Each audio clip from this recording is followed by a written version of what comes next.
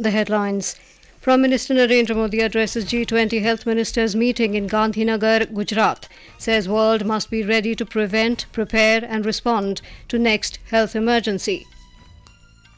Himachal Pradesh government declares whole state a natural calamity affected area after large-scale damage due to incessant rains. Security forces bust 2 terror modules and arrest 8 LET associates in Kashmir's Baramulla district. India's Chandrayaan-3 spacecraft takes another step closer to Moon as lander module successfully undergoes first deboosting operation.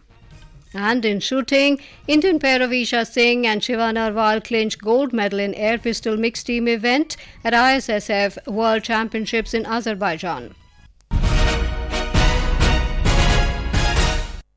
Prime Minister Narendra Modi addressed the G20 health ministers meeting, which formally began today in Gandhinagar, Gujarat, as part of India's G20 presidency. Speaking at the event virtually, Mr. Modi said the world must be ready to prevent, prepare and respond to the next health emergency. We must be ready to prevent, prepare and respond to the next health emergency. This is especially important in today's interconnected world. As we saw during the pandemic, health issues in one part of the world can affect all other parts of the world in a very short time. In India, we are following a holistic and inclusive approach. The Prime Minister said under the Vaccine Maitri initiative, India delivered 300 million vaccine doses to more than 100 countries, including many in the global south. He urged the G20 countries to open their health innovation for public good. The global initiatives on digital health will bring together various digital health initiatives on a common platform. Let us open our innovations for public good. Let us avoid duplication of funding. Let us facilitate equitable availability of technology. This initiative will allow countries in the global south to close the gap in healthcare delivery. Mr. Modi also expressed happiness that G20 Health Working Group has prioritized One Health. G20 Health Working Group has prioritized One Health. Our vision of One Earth, One Health envisages good health for the entire ecosystem for humans, animals, plants and the environment. This integrated view carries Gandhiji's message of not leaving anybody behind. U.S. Secretary of Health and Human Services Javier Becerra has said the world must work together as it cannot afford another global crisis like the COVID pandemic. Mr. Becerra was briefing media on the sidelines of the G20 health ministers meeting in Gandhinagar. He said this is a moment for India to show that it is a world leader in the health sector. I think at the end of the day, everybody knows we can't let another world crisis hit us, a pandemic hit us like COVID did. We know we have to work together. It's making sure everyone recognizes what their role will be. Everyone will have a different role. This is where India's role has increased dramatically. Prime Minister Modi recognizes, people of India recognize it. Minister of State for External Affairs Meenakshi Lekhi has said G20 presidency is an opportunity for the country to showcase itself to the world. In an exclusive interview to Akashvani News, the minister said on India's request, culture was added as a component of G20 engagements. Culture was added as a component of G20 engagements. And culture, we feel, is a non-threatening subject because it's not just entertainment, it's the life of people. It means entertainment, travel, it's about food, it's about sustainable lifestyle, especially India offers that. The full interview with the Minister of State for External Affairs can be heard on 100.1 FM Gold channel and additional frequencies of Akashvani at 9:30 tonight. Information and Broadcasting Secretary Apurva Chandra has praised Akashvani News and Doordarshan for effectively highlighting India's G20 presidency. In an exclusive interview with Akashvani News, the Secretary noted that G20 events spanned 50 cities in which media units of the Ministry of Information and Broadcasting played pivotal roles in catering to both domestic and global media needs. पहली बार ऐसा हुआ कि हमने कोई 50 से अधिक शहरों में G20 का आयोजन किया। सूचना प्रसारण मंत्रालय का बहुत अहम रोल था, क्योंकि वहां पर मीडिया, एक तो नेशनल मीडिया है, इंटरनेशनल मीडिया का जाना, और फिर जो है लोकल मीडिया, तो इस तरह की चीजों को लोगों तक पहुंचाना, इसमें सूचना प्रसारण मंत्रालय के अधिकारियों ने, कर्मचारियों ने बहुत अहम रोल निभाया। दूरदर्शन और ऑल इंडिया रेडियो ने भी इसमें बहुत अहम रोल निभाया, क्योंकि कई जगह मीटिंग्स के अंदर क्या हो रहा है वो केवल दूरदर्शन और ऑल इंडिया रेडियो को ही वो इन्फॉर्मेशन मिल पाती थी, और वो फिर शेयर करके बाकी चैनल्स के साथ शेयर किया गया, माध्यम से बाकी पब्लिक तक पहुंचाया गया। तो इसलिए सूचना प्रसारण मंत्रालय में इसमें काफी अहम रोल रहा। The Himachal Pradesh government today declared the whole state a natural calamity affected area after incessant rains caused large-scale damage. In an official notification, the state government said the decision was taken as Himachal Pradesh witnessed unprecedented loss of human lives and huge destruction, damage and loss to public and private property during the ongoing monsoon season. Chief Minister Singh emphasized that the state government is actively engaged in relief, rescue and rehabilitation efforts, providing all possible assistance to the affected individuals. More from our correspondent. The Chief Minister said that in recent days, the state has suffered significant losses due to continuous heavy rainfall, cloudbursts and landslides. The livelihoods of the people have been severely impacted with disruptions in water supply, power distribution, roads and other essential resources. He stated that over 12,000 homes have been damaged so far and the loss of valuable lives has reached 330. The financial loss exceeding 10,000 crore rupees has led to the declaration of Himachal Pradesh as a natural disaster affected area. Meanwhile, the Shimla Meteorological Centre has issued yellow alert of heavy to very heavy rainfall in the state till 23rd August. People have been advised to remain cautious during this period and to steer clear of areas prone to landslides. Ritesh Kapoor, Akashvani News, Shimla. In Punjab, flood fury continues, giving no respite to people of 8 districts. Fazilka District Administration has advised people residing near the banks of the Satluj River to shift to safer places.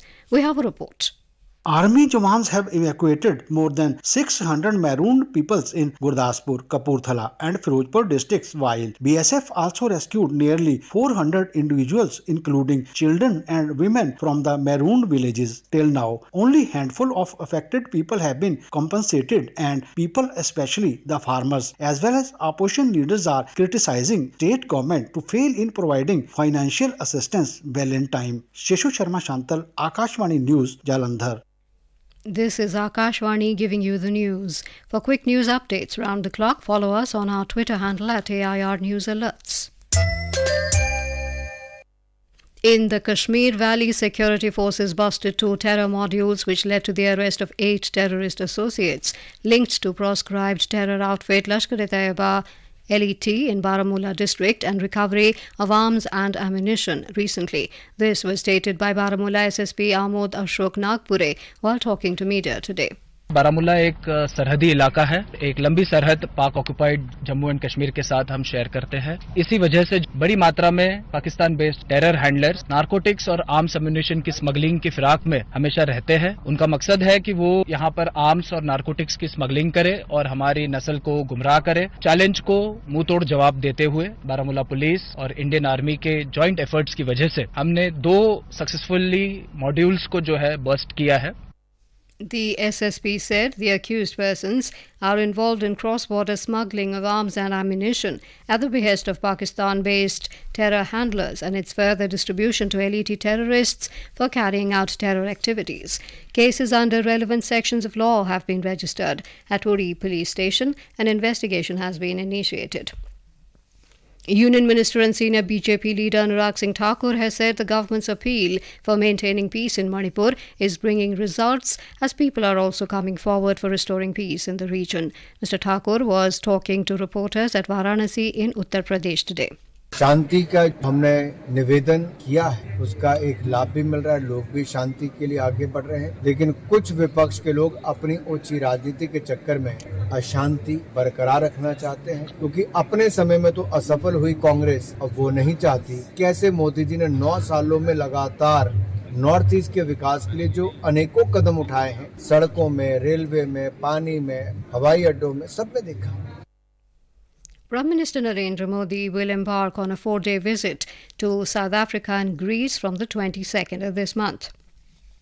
During his 3-day visit to Johannesburg in South Africa from the 22nd to the 24th of August, Mr. Modi will attend the 15th BRICS Summit at the invitation of President of South Africa, Matamela Cyril Ramaphosa.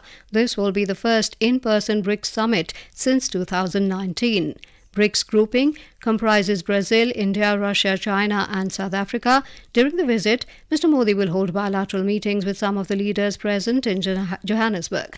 The Prime Minister will pay an official visit to Greece on the 25th of this month at the invitation of his Greek counterpart, Kyriakos Mitsotakis. This will be the first visit by an Indian Prime Minister to Greece in 40 years.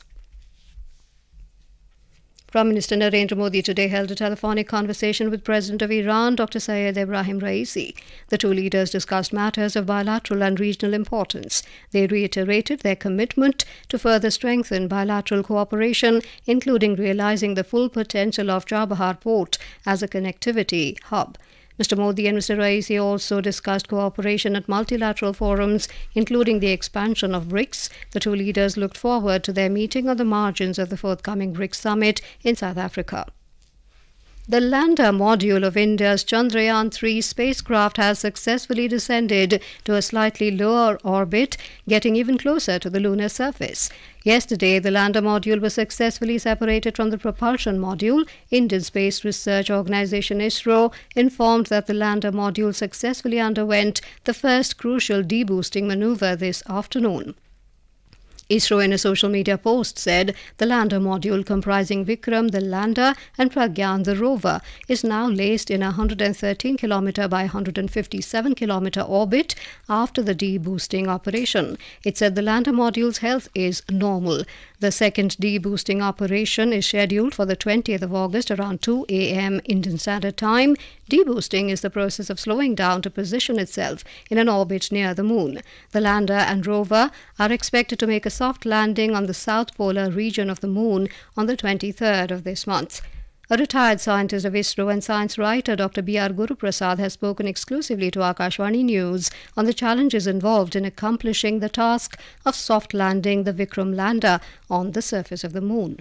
The electronic brain of Chandrayaan, Vikram lander. It collects essential information through various sensors, the gyroscopes, velocimeters, altimeters, and using such information from different sources and the embedded software that takes care of navigating the spacecraft properly to make a gentle landing. That is the most difficult thing, I would say. Very few countries have accomplished this kind of things.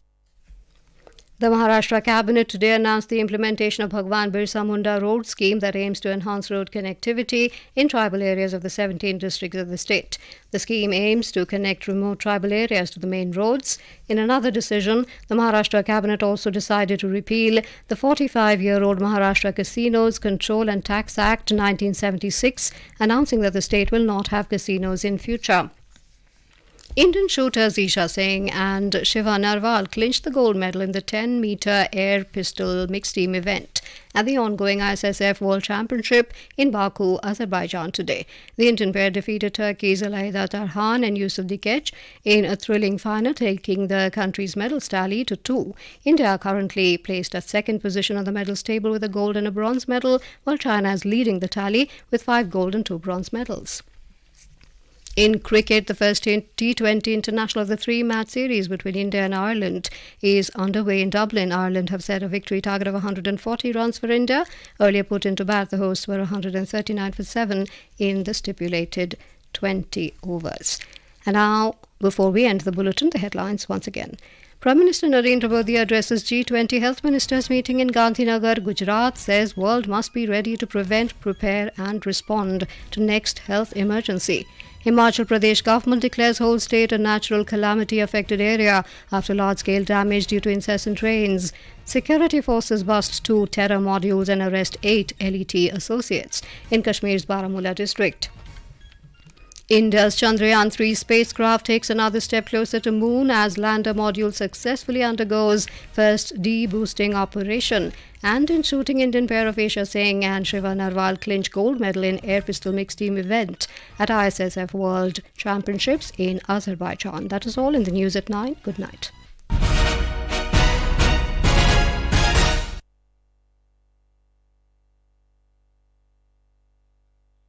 This is Akashvani. In the program Spotlight, now we bring you a discussion on Chandrayaan-3 mission, landers set for touchdown. The participants are Pallav Bagla, science expert, and Lalima Aneja Dang, anchor. Well, India's space program has been a matter of pride for not just India, but for the world as well. We are now a part of the elite club of nations who have ventured into moon missions after the US.